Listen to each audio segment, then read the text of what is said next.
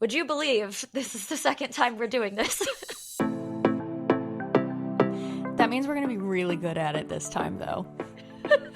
This is going to be the best episode ever because we've had a practice round, if you can call it that. So yeah, for the people, Abigail and I we are recording this on the day that it's coming out. It is 8 a.m. We tried to record yesterday at my apartment, but my dogs were literal demon children. Yes, the entire time. I love those babies. I've had a tough week, though, and my patience was wearing a little thin. And at one point, I just flopped on the ground and said, Katey, I need a minute. And then that's when we called it. But it's okay, because it's a new day. I've had a lot more sleep this time. Because the other thing of yesterday, I think I told you, Katey, is I needed to finish the book still. Yeah. And so I was up till like 10:30, like finishing it, which isn't that late. But I was like, I'm going to close my eyes for 20 minutes and then like read some more. And then fell asleep till 1, read for 45 minutes, woke up at 5, woke up and found my coffee machine, decided it doesn't work anymore, had to French press it, finished the book, and then came over to Katey's house and then was confronted with all of that. So, you know, a little chaotic morning for Abigail, but it's a new day, as Scout has told me in our bird app, not Twitter, but Katey and I have started using Finch, this self-care app that my sister reintroduced us to. We had a stint with it like 2 years ago, but I did not care enough about it at the time, and then now, unfortunately, that bird is tethering me to reality. It's more fun now that we have more friends on there. Yeah. If you want to join Finch, it's really cute. And you can add us as friends and we will send you good mornings and things. So it is very cute to log on and send you a good morning I know. on there every day. It does help. Or when you send me gratitude or encouragement, which I have needed this week. So yeah, some really days nice. I just send whatever the fuck I feel like. But some days I'm like, what does Abigail need today? One, we do have a very exciting announcement for the end of the episode. We're going to do the thing where we make you stick around and listen to us talk. But we do have an exciting announcement.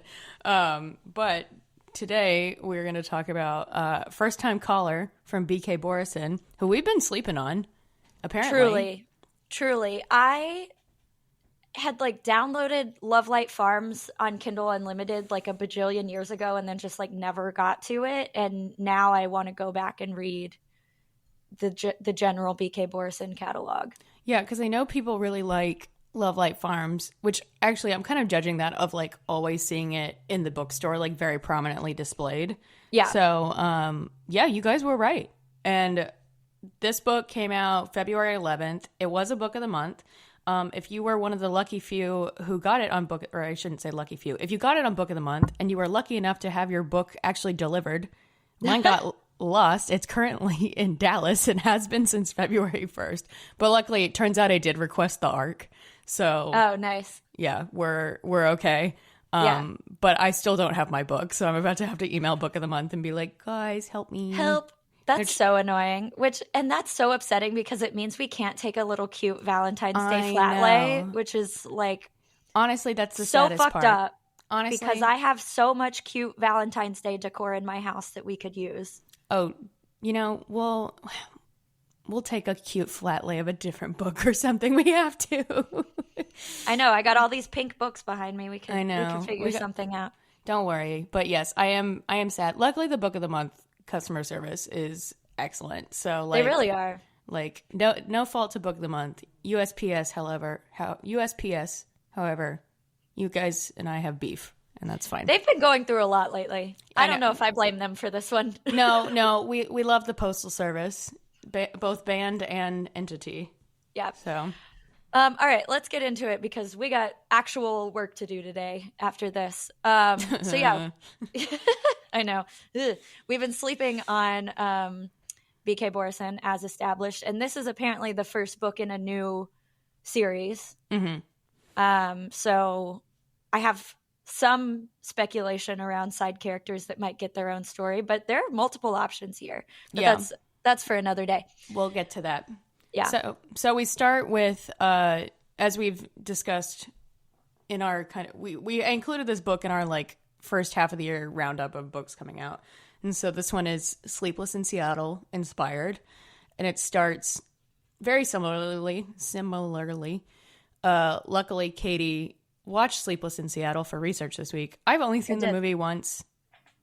It's lovely, but it's also kind of boring. Sorry, everybody. I think it's kind of boring. But this book starts almost exactly the same way. Just a 12-year-old daughter instead of a small boy named Jonah. Yeah. I think Sleepless in Seattle, I was thinking about this since we had partially had this conversation yesterday. I think Sleepless in Seattle is for the hopeless romantics, and that's not really us. What kind of romantics are we? Cynical? Realistic? Well, that's telling.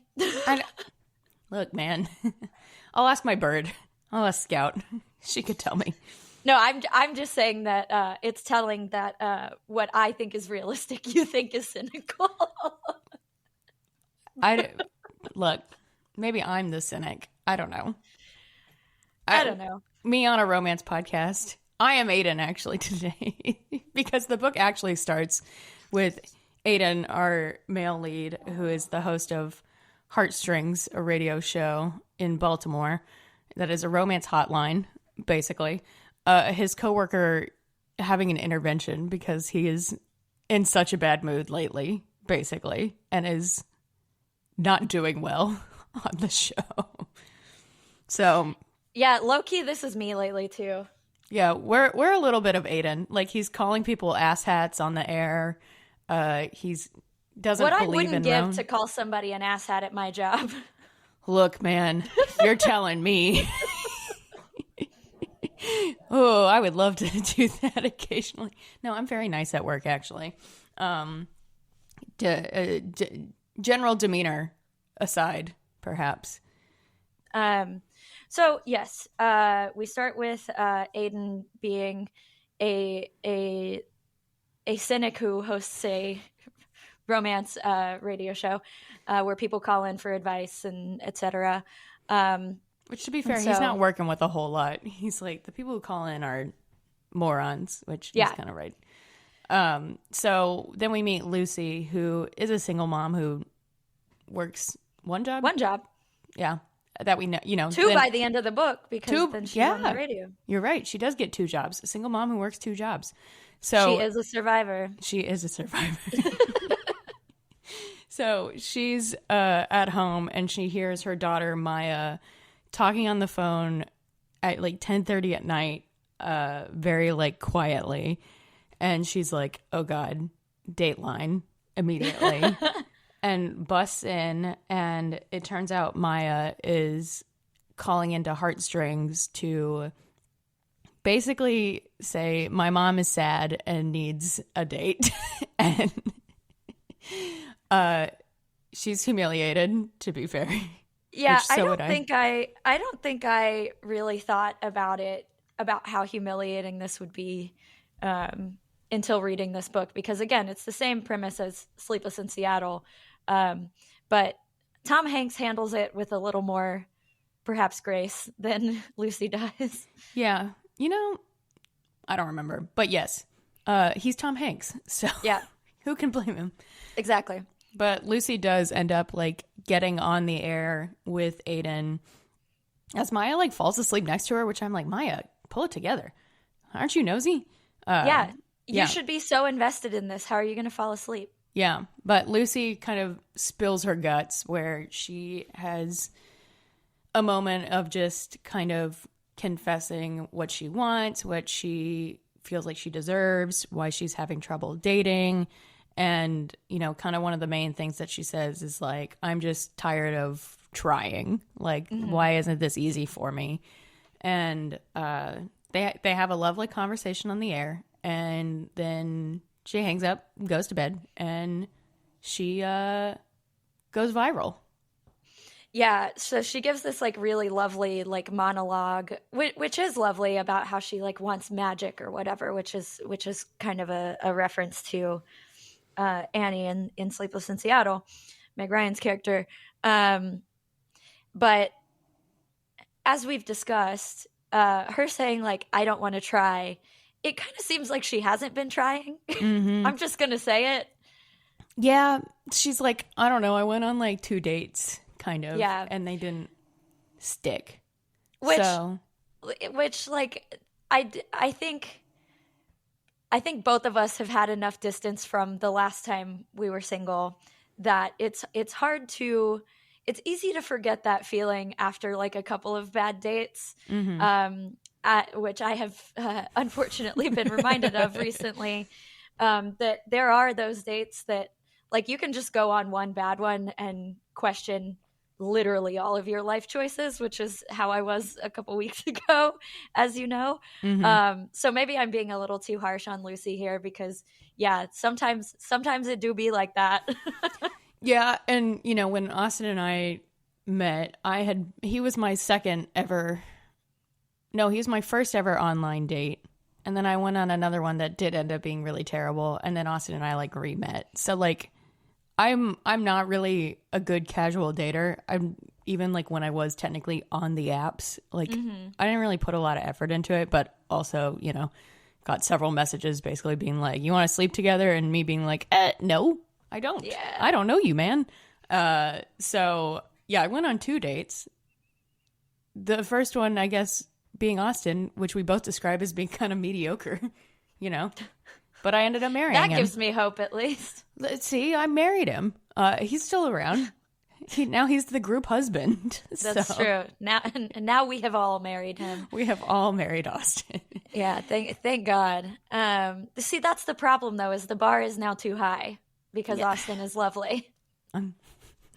So Lucy goes viral, which I'm going to suspend my disbelief here because one, this radio show would not work in modern times, especially hosted by a cynic. And right. two, I think it would perhaps be okay as a podcast, but we would have to change the premise of it a little bit. Yeah. 2, I mean, maybe it would go viral. I don't really know. I could see this being like a thing that became like, I could see her speech becoming like a viral TikTok sound that like people used over their like, you know, single stories or like rebuilding after. I have a lot of rebuilding after divorce content in my For You page right now. Oh no. No, it's like in a positive way. Oh, like okay, in a, okay. like, you know, it's like those videos where it's like women are like, it's like a before and after thing. So it's like a video of them like crying in their car or whatever, and then they're like in their cute little apartment living their best life. And I'm like, okay, this is helpful. Katey says from her cute little apartment, living her best life in her leopard print robe. Yes, I am wearing a robe. It's cold. It's fine. I'm wearing a Moody College of Communication sports journalism t-shirt that I got for free last time I came to work with you. Nice. So I did not study sports journalism. Let's be clear. Nope. But you have become a football fan recently. Yes. To Unfortunately, an extent. Yes. Anyway, so Lucy's monologue goes viral, and people are basically calling into the show being like, forget this, I want more Lucy, which, good for her. She is a mechanic, which is fucking so cool. I know, I love that. Yeah. And then the radio station reaches out to her and is like, hey, what if you came on the show and we did sort of like a little like bachelorette type thing where we like try to find love for you and we like kind of help set you up with like men who call in or reach out to the station or whatever. Yeah. And she very hesitantly agrees. Yes. So she goes to the station, and this is the first time she like meets Aiden in person. And this book is really funny. Like one of the first jokes that really actually like truly made me laugh was Lucy gets to the station and she's kind of like, I don't know if I'm in the right place. Like, because, you know, it's I imagined it to be like a very like dumpy kind of office building with like a studio. Yeah. And she's like, am I in the right place? Like, I don't know where I am. Like, this kind of looks like a dentist's office or something. And Aiden says like, I don't think you want me in your mouth. Which... Yeah, they have this like back and forth about like joking about getting dental work done, and yeah, and he's Aiden like, is very funny about it. I want to run away. I want to disappear. Yeah, so because we're in Aiden's perspective when they meet because he's like, who is this beautiful woman? Yes. Why don't I know how to act? Yes. Which, that is relatable. So I was on a date the other night.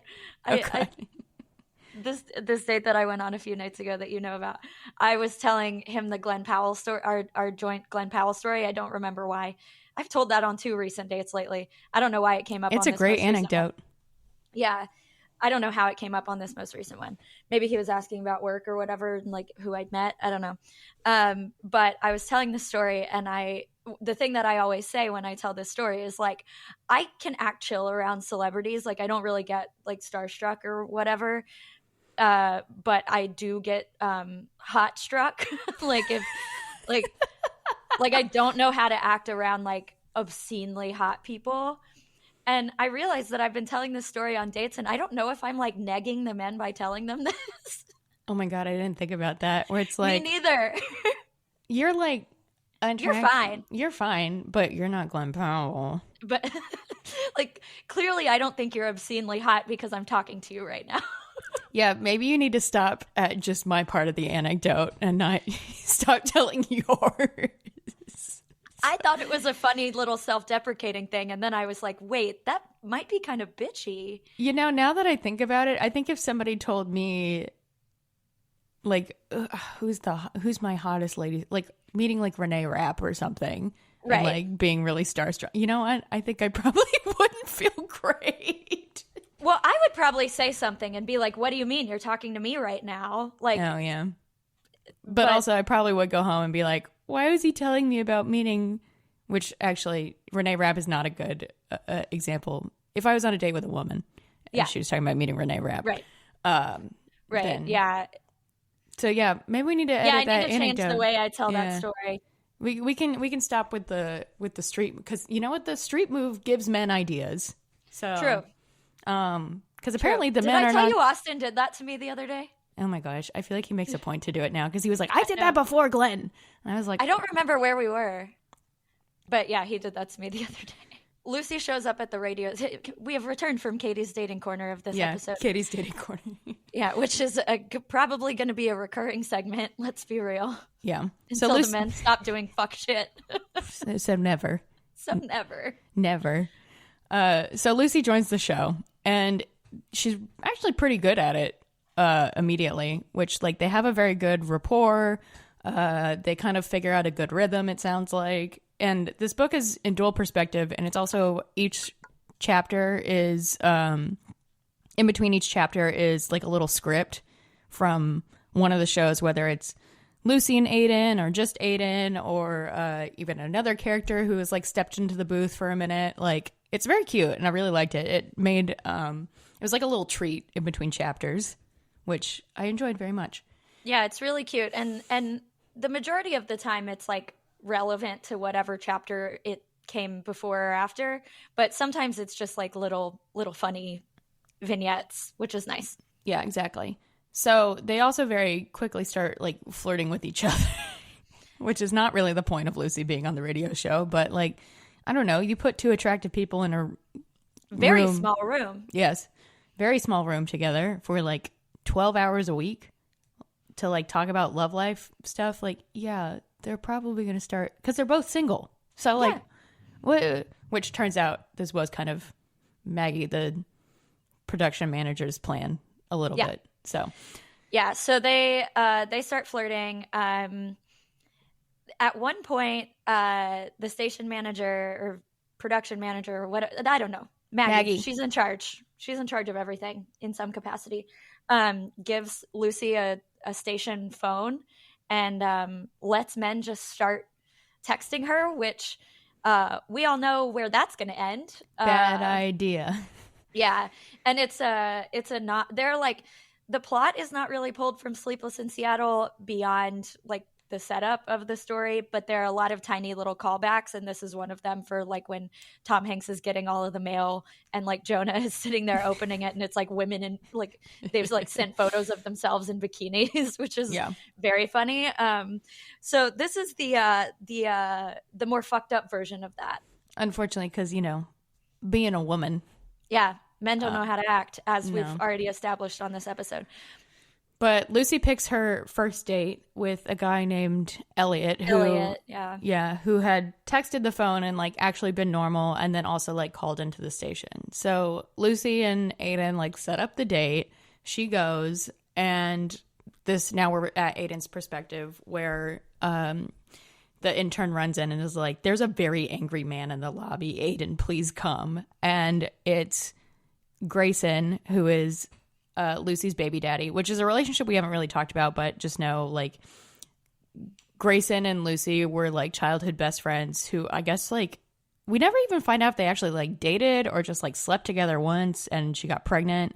Like, yeah, because now in the current day in the book, Grayson is married to a man, so we don't know if like Grayson is gay and this was just like, let's experiment together, or if he's bi and they were actually together. Like, we don't really get a lot of their previous, like, we don't get their backstory. We get their current day story where they have this like lovely little blended family and they live right next door to each other. Yeah, it's very cute. I really loved all of the scenes with Grayson, Mateo, his husband, Lucy, and Maya, because they just have this very sweet blended family situation where, you know, even though Grayson and Lucy obviously aren't together, you know, he loves her very much and would, kill a radio station host for her. Yeah, so, they're like best friends. Yeah. So what had happened when Lucy goes on the date with Elliot is like, it started off they were like at a nice restaurant, and she was like, at first it was great. And then turned out he had like a bet with his friends of being like, oh, stupid woman wants romance, I can string her along. And yeah, very bad. Yeah, he basically just makes fun of her for wanting the magic and being a romantic, which fuck that guy. Yeah, fuck that guy. So Grayson barges into the radio station because he thinks that like they're in on it and they were like setting it up as like content or whatever. And like Aiden and Maggie were like, no, we had no idea, because like Maggie is allegedly vetting these men and she was like, he seemed fine, I don't know. Yeah. And so Grayson is like, okay, y'all are fired, I'm gonna pick the next guy that Lucy goes on a date with. And he does, and he's on the air and it's very funny, and he's like roasting the men that call in, which is excellent. Yeah. This is the kind of guy friend that I need, actually. This is what I need Austin to do. Maybe he should be my Facebook dating matchmaker. That would be really... Oh, he deactivated his Facebook a long time ago. Damn. Reactivate to be your matchmaker. Yeah, for the people, Facebook dating has this feature where you can have your friends be your matchmakers, and I invited Abigail to it, but we have not yet figured out how it works. So we will likely end up using that as fodder for content for this very podcast, because if I'm going to be single and be out here on these streets, we might as well turn it into content. We might as well. Everything is fodder, Katey. Everything is copy. Everything is copy. That is a relevant reference. That's a Nora Ephron quote and also the title of the documentary about her, which is very good. So Grayson picks the next guy, who stands Lucy up at a nice restaurant. Lucy waits for an hour. Yeah. Which is 45 minutes longer than I would. Yeah, gals, if this happens to you, don't wait for an hour. Please don't. I would maybe wait for 30 minutes, because let's be real, after the first 15, I would be ordering like another cocktail and maybe an appetizer, just so the evening's not a total bust. See, okay, also, if you're going on a date with somebody and they're not there yet, perhaps wait at the bar. Right. That's my tip. Wait at the bars. But wait at the... This is why we're not doing dinner first dates in the year of our Lord 2025. Great point. We're not investing that much time with people. That was my first date with Austin was a very long dinner.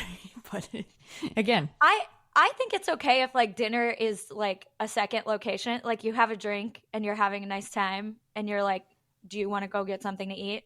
I think that's great. That was like my intention with this guy the other night. But then those sour cherry Negronis at Nickel City just hit so right. Sponsored by Nickel City. That shit was so good. I was skeptical of a sour cherry Negroni, and goddamn, it was really good. And it had a sour cherry in it. Oh, hell yeah.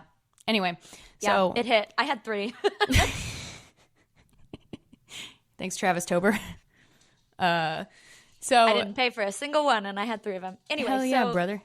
Lucy gets stood up, and she calls Aiden to be like, hey, did I like mess up the location or the time, or like, have you heard from this guy? Like, is everything good?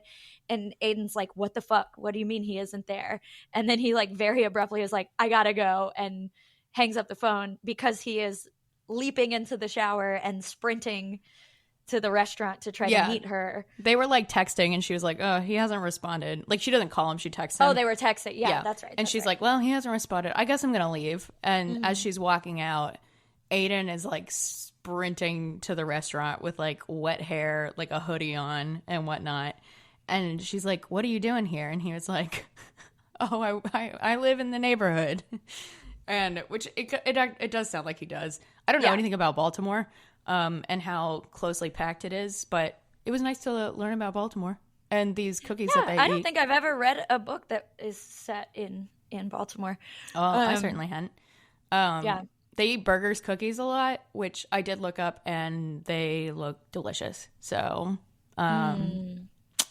if anyone lives in Baltimore and wants to mail us some, I'd be thrilled to accept. I believe Sarah Adler is Baltimore adjacent. She is Baltimore adjacent. Sarah, let us know about these cookies. Yeah.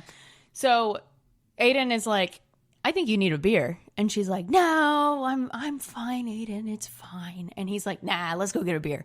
So they go to this kind of bar pub situation where the only song on the jukebox is the thong song, which at first I was like, so are they just playing the thong song over and over and over again? Which is not the case. It sounds like it's like you can go pay to hear the thong song, which is very funny and a good bit for a bar. Yeah. Yeah. And they have a couple beers, and Lucy kind of starts talking again, and she's like, you know what? Like, I feel like I never got to have fun. Like, you know, I got pregnant at like 17. Like, she and Grayson were like teenagers when they had Maya. And she's like, I feel like I never got to like have fun.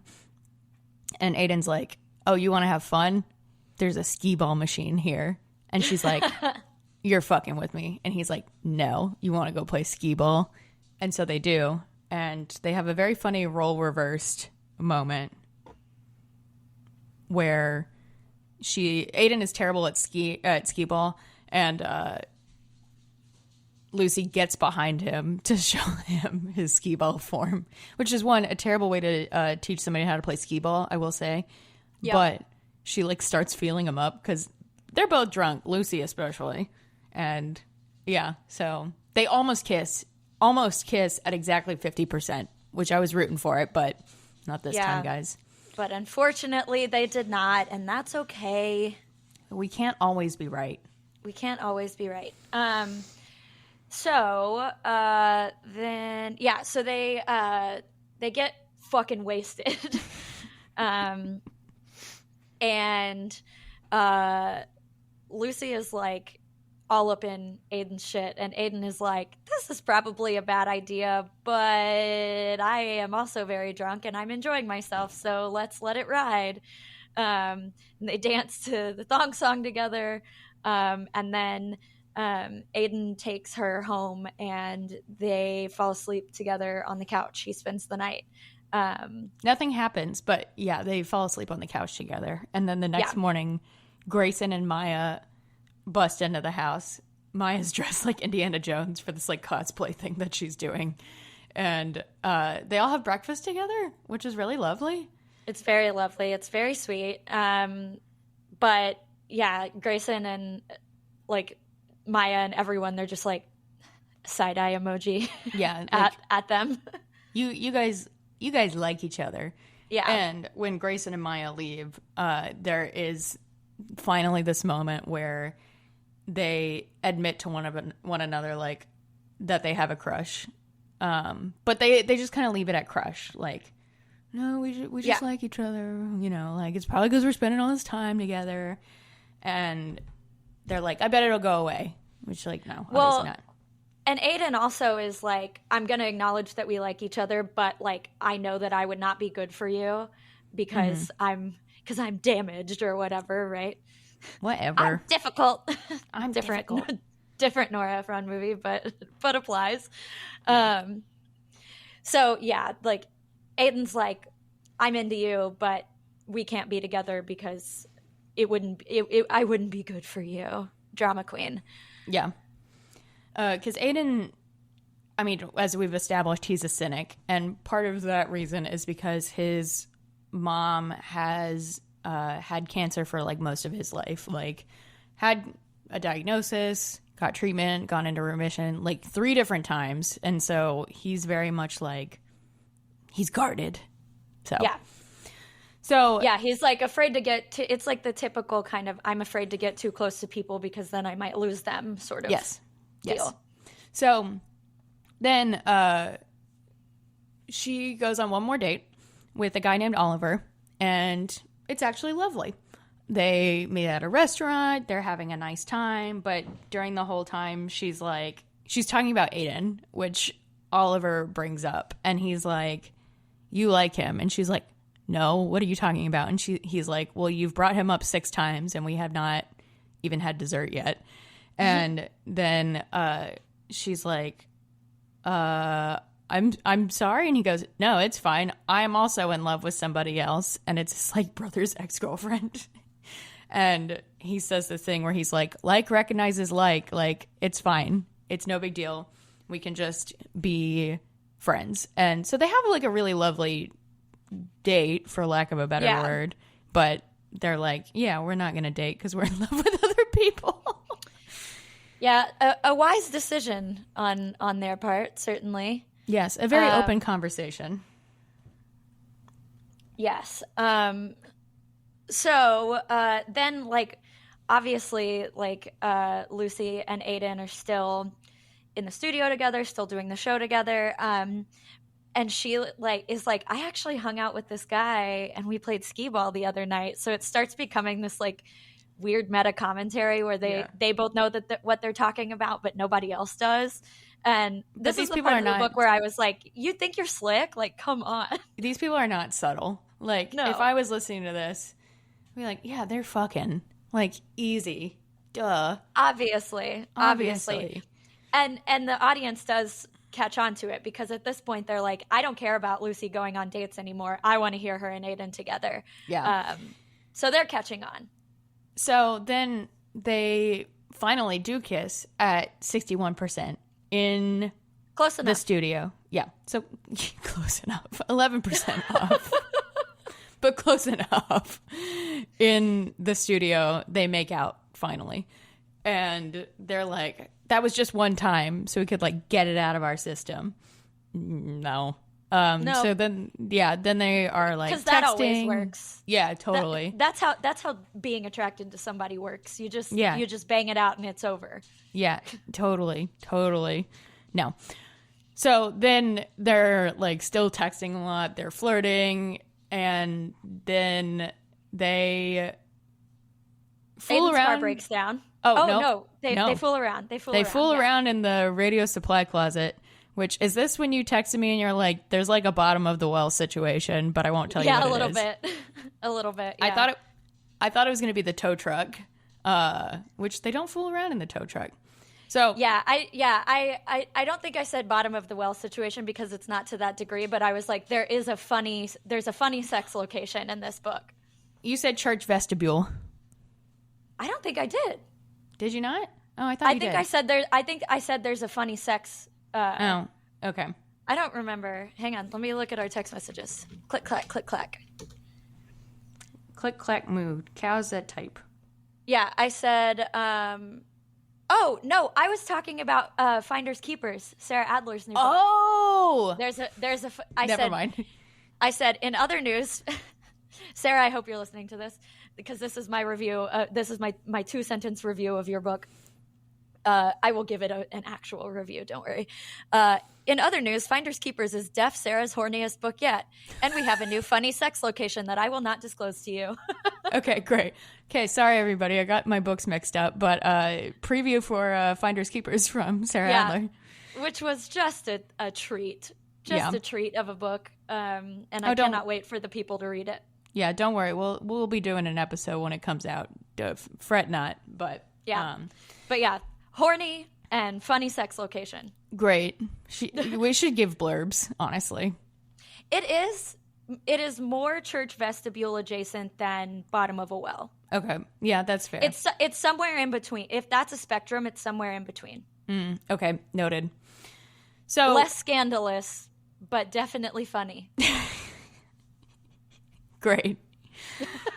So, okay, the tow truck. So yes, sorry. So off the rails, but for a good reason. So Lucy works at a mechanic shop, garage, I don't know, whatever you want to call it. And they get a call in that somebody needs a tow. And she draws the short spaghetti, which is their method. And she has to go drive the tow truck to pick up this person. And look who it is but Aiden, who has broken down and has a pineapple pizza in his front seat and was about to go home and watch a movie or watch reruns of The Office, as he says. And Lucy shows up and is like, what happened? And he's like, honestly, like, he did not think that Lucy was going to pick him up. This was just the universe interfering and giving him what he wanted. Lucy. Yeah. I honestly thought that, like, when Lucy got the tow or whatever, I was like, oh, it's Aiden and he's doing it on purpose to, like, meet up with her. Like, I thought it was purposeful, but it really wasn't. Like, he was he was just like, man, I, like, honestly didn't even think about the fact that maybe it would be your garage that responded to my my Bronco breaking down. Which, like, of course Aiden drives a Bronco. Yeah. How can he afford one, though? I have questions, but we don't know the year. I don't know. Maybe it's a hand-me-down. It's true. It could be an older Bronco, which I do love the older Broncos. Yes. So they, when she's towing his car, they have a very frank discussion where she's like, what are we doing? And he's like, so I have a pineapple pizza because even though I made fun of you, pineapple pizza is your favorite and I want it to be my favorite. And I was going to go home and watch TV and try not to text you. And then he invites her over instead. Or actually, Lucy is kind of like, can I come over? And he's like, she's like, how about I help you eat that pineapple pizza? Yeah. Basically. Which, go Lucy. Yeah, this is the part of the book where, you know, when I texted you that I had finished it and you were like, how did you finish it that fast? This is the part of the book where I was like, ah! And then I had to, like, I was like, let's go. And just like, I just like zoomed through the rest of it because that was the part that I started, you know, kicking my little feet. Kicking your little feet. Because you get to Aiden's house and he's like, give me 7 minutes. And she's like, okay. And he goes inside and you think he's like cleaning up or whatever. But what he's actually doing is making a blanket fort picnic. Because early in the book, she says that she would love to have a picnic with somebody for a date. And like, she wants to know that she's like worth the effort. So he makes this terrible blanket fort, which is like falling over and awful. But they obviously get in the blanket fort, eat pizza, and then they do it. Yep. So, men, tips for you. Make a blanket fort, I guess. I think a blanket fort would do it for me. That's pretty cute. It is cute. Yeah, it would work. It would work. Yeah. So, although I would be appalled if a man had me wait outside of his apartment because I would be like, what the fuck are you doing in there? What are you hiding? Evidence of your girlfriend or something? Yeah. Also, it's like February, March in Baltimore, which I imagine is pretty cold. I don't know. I would think so. So they do it. And then they're kind of like, let's see what's, you know. And so Lucy shows up at the station for, you know, one of their shifts. And they have this little flirty moment in the break room. And he's kind of like, how do you want to play this? Like, what do you want to do? And she says something like offhand that she doesn't mean to be bad, but she's kind of like, oh, you know, like, I just want to play everything like it's normal. Like nothing's going on. Which, like, to be fair, they are on a radio show together where they're trying to find her a date. And yeah, you can't immediately just be like they haven't even talked about what they're doing. So you can't go on the radio and be like, here's what we're doing. Like, yeah, you know, you can't DTR to all of Baltimore. Although, like, they did fool around in a supply closet at a fully staffed radio station. So, like, I would have been shocked if nobody had been like, guys, come on, you're not slick. Right. So, exactly. So Aiden gets his little feelings hurt, and then decides to be a dick, basically.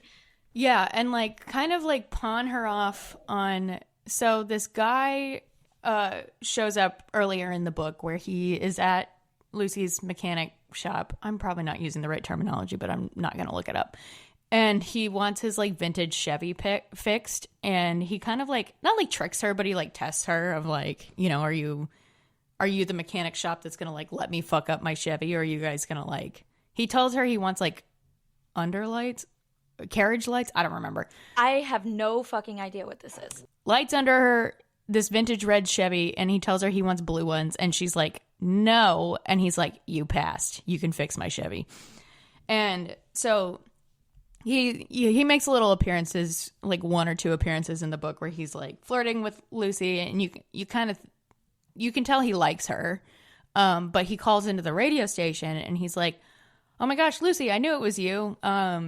Did you like get my flowers? And he had sent flowers to the shop, but there wasn't a card, so they gave him to like one of the dudes on staff.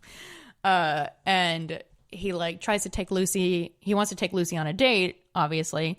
And Aiden's like, yeah, let's do it, man. I know Lucy wants to. He's like a dick. And Lucy's like, what the hell, man? Like, yeah, he's like very cold. Yeah.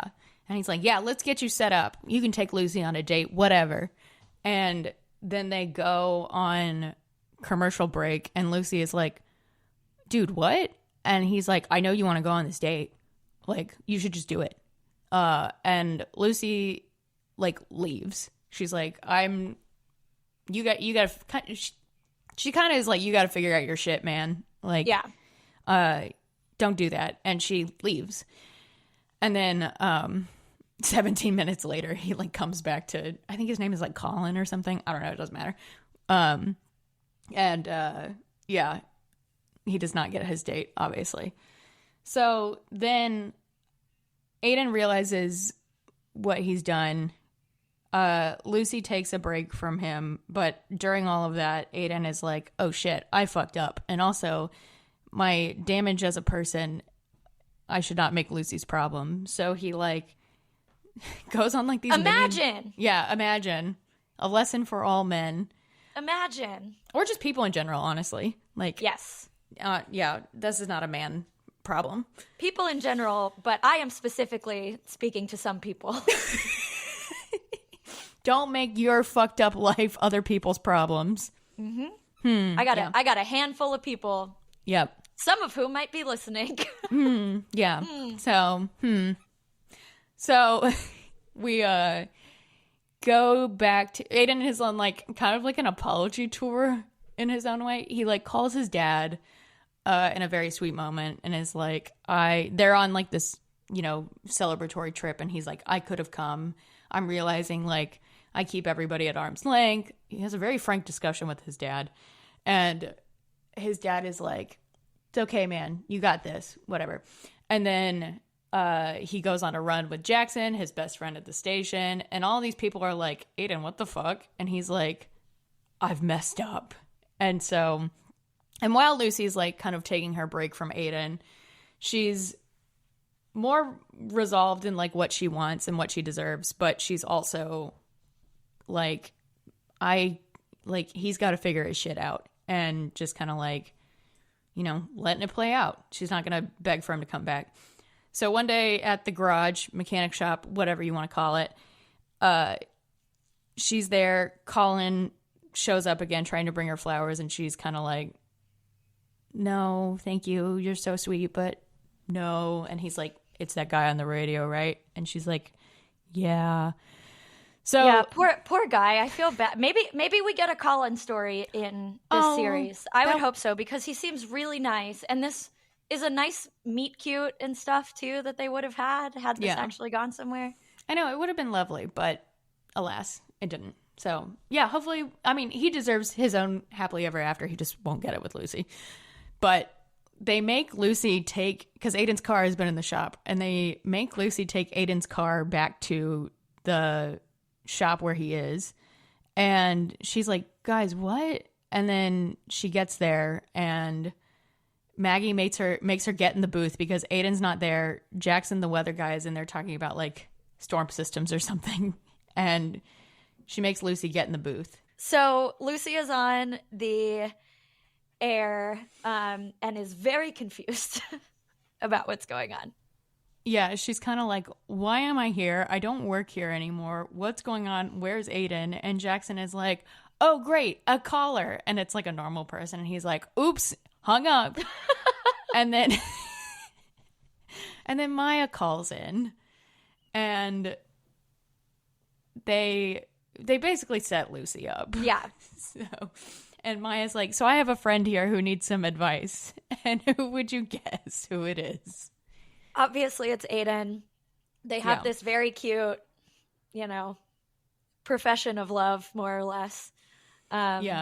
He apologizes. The advice he is seeking is, what does it feel like when somebody falls in love?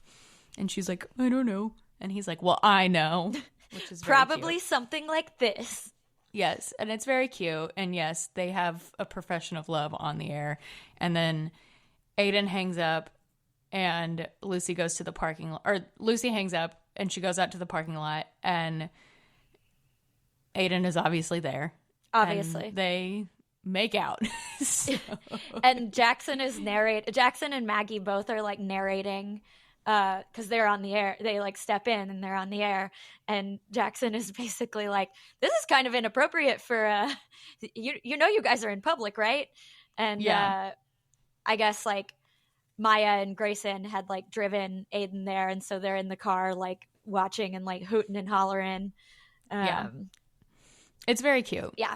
And also, the big forgiveness moment. We had forgotten to mention in like their big conflict was Aiden had like a meeting with Maggie about like when Lucy's gonna like leave the show, and so like that was another thing that like hurt her feelings. And he's like, no, I don't want you to leave the show, or basically like, I don't want you to leave my life. I want you to be here forever. Like, she's presumably like not on the show anymore.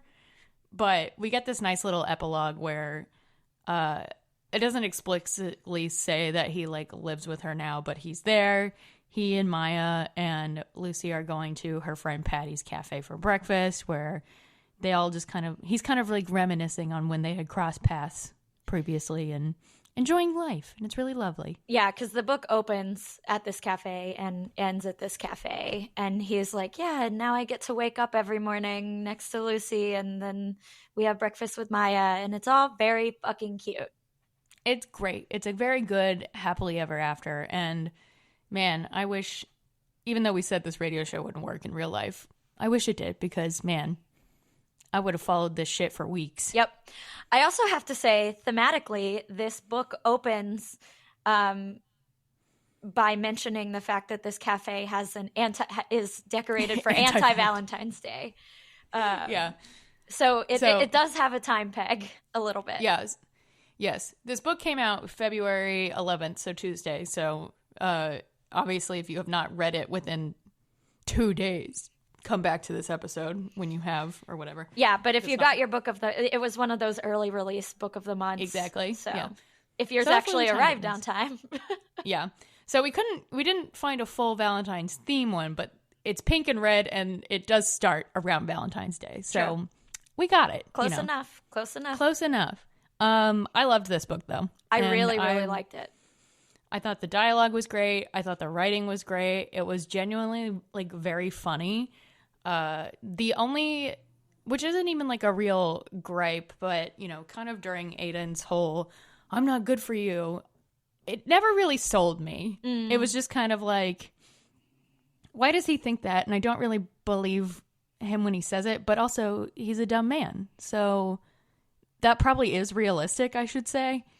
I think it's we bitch about unrealistic like conflict and miscommunication and stuff so much on this podcast, but this was all very feasible to me. Yes I thought besides the perhaps unrealistic notion that a radio show like this would work in real life, and maybe a slightly unrealistic viral moment, But otherwise, I did find this book like genuinely very realistic. Plus, like, obviously it's a romance novel. It's got to have some degree of fantasy in it, but the conflicts all made sense. The miscommunications all made sense. I did appreciate when they were like, yeah, we have a crush on each other, and there wasn't a lot of pining and hemming and hawing about it. I really liked both Aiden and Lucy. I found them both very funny and very lovable and great. And yeah, I really, really liked this book. And I'm excited to have my physical copy when it finally arrives. So, I think, okay, who do you think the next book in the Heartstrings series will be about? I think Jackson. I think Jackson too. And I kind of think it'll be Jackson and Patty. You think? I kind of do. Because Patty, we didn't talk about her because you barely see her in this book. But Patty is Lucy's best friend. And I kind of think she's like waiting in the wings. So maybe it'll be Jackson and Patty, or maybe we'll get a Jackson and then we'll get a Patty later. Yeah. But that's my guess. Yeah. Yeah. I feel strongly that it's going to be Jackson no matter what. Yeah, I think it'll definitely be Jackson, but I don't know if he'll have like a new character. Right. Yeah. Or if it'll be like Eileen who works at the station. Right. Or these are kind of the only other women we meet are Patty and Eileen and Maggie. Right. And I think Maggie is like a little bit older than the rest of them, so I think she will stay like a good side character. But I don't. Maybe she'll get her own romance later. I don't know, but I don't think hers would be the immediate next one. Yeah. I'll be interested to see. I do think it'll be. And since we don't have experience with BK Borison at all, we don't know how these like series are handled. Like, we don't know if it's normally like two characters that already exist in the book, or one character and a new character, or new characters altogether. Like, we don't know how these normally go. So I guess we'll see. That's our guess. So we have a new project / crossover episodes. Yeah, it's a crossover episode. Friend of the pod, and who is coming to be friend in real life, Sarah Adler. We are going to partner with her on some episodes and some content for her, starting with us reading her kind of original How She Got Into Romance Novels book, which we have not read, and that I honestly had never heard of until she introduced it to us. Yeah. So this, we'd kind of been talking about doing this together for a little while, and it's finally coming to fruition where, the hope and intent is that we are going to all read books together that introduced us to romance. And Sarah Adler's is a book called New Orleans Rush by Kelly Siskind, which I had also never heard of, but has been one of her books has been blurbed by Jen DeLuca. So I have some high hopes. Sarah promises it's very silly and very fun.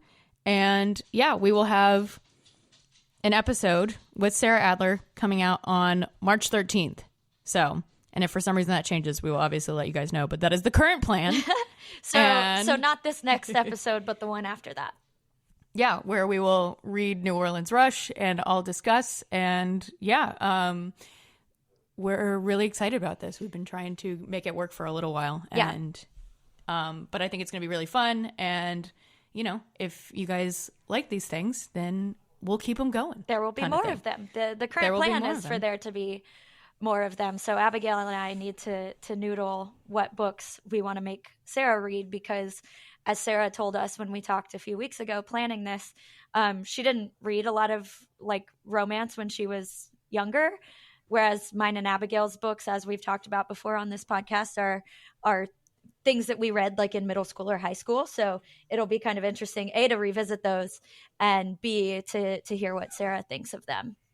Yeah, so it will be, I really need a noodle on it, because my introduction to contemporary romance, as we've discussed, is on Honeymooners, which we have already read for the podcast and is quite big in the lore of contemporary romance anyway. So I'm going to have to dig deep and find probably like some Meg Cabot or something back there. Yeah, I've been thinking about it, and I don't know if I want to do something that I read like as a teenager, as a young person, because the thing that came to mind for me was Forever by Judy Blume, which is kind of the first what I would consider a romance that I really remember reading. So I don't know if I want to dig that far back or if I want to go back to like college or right after college, which is really when I got into like regularly reading contemporary romance. So I don't know. I have some options, and you know, maybe we'll get to several of them eventually. So,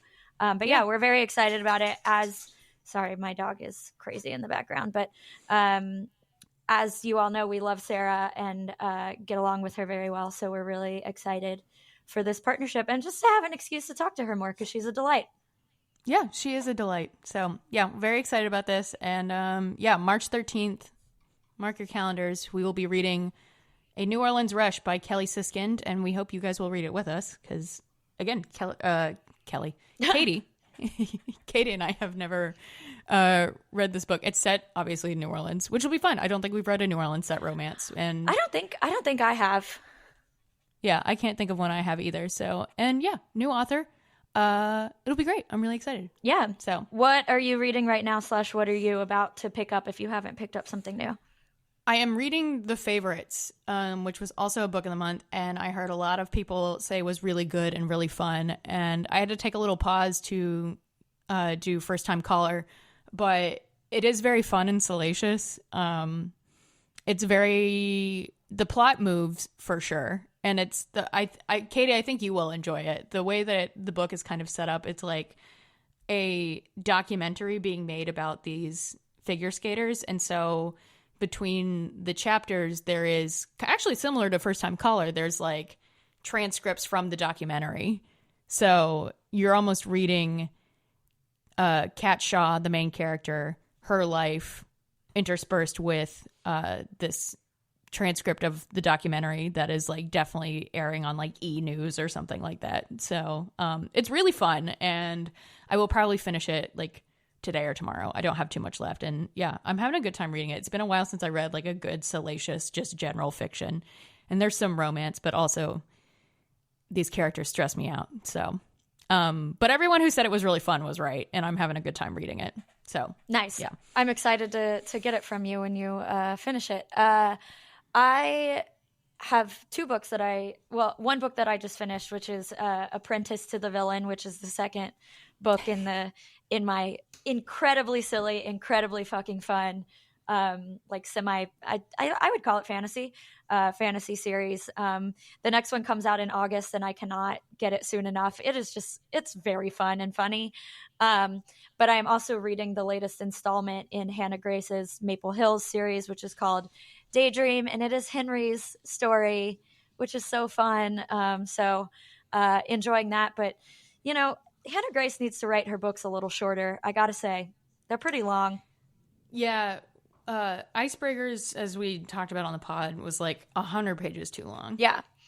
And the second one was pretty long too, and this one is feeling pretty long. But again, it's about Henry, and I'm obsessed with Henry. He's so sweet. We do like Henry. So I'm having a nice time. It's my like read before bed book when I'm like dozing off. Like it's like, you know, you don't have to pay that much attention to it. But yeah, I'm enjoying it. Yeah, great. Cool. Okay. Well, once again, we don't know what we're doing next time. We'll see if we can pull together this Facebook matchmaking thing by then, because that would be kind of funny to talk about on here. But who knows if that's enough fodder for a full episode. Otherwise, or who knows if I want it to be a full episode. I do talk about my personal life on here, but we'll determine how much of that is appropriate. But as usual, if you have requests for something you want us to read, let us know. Otherwise, we'll find something and let y'all know what we choose.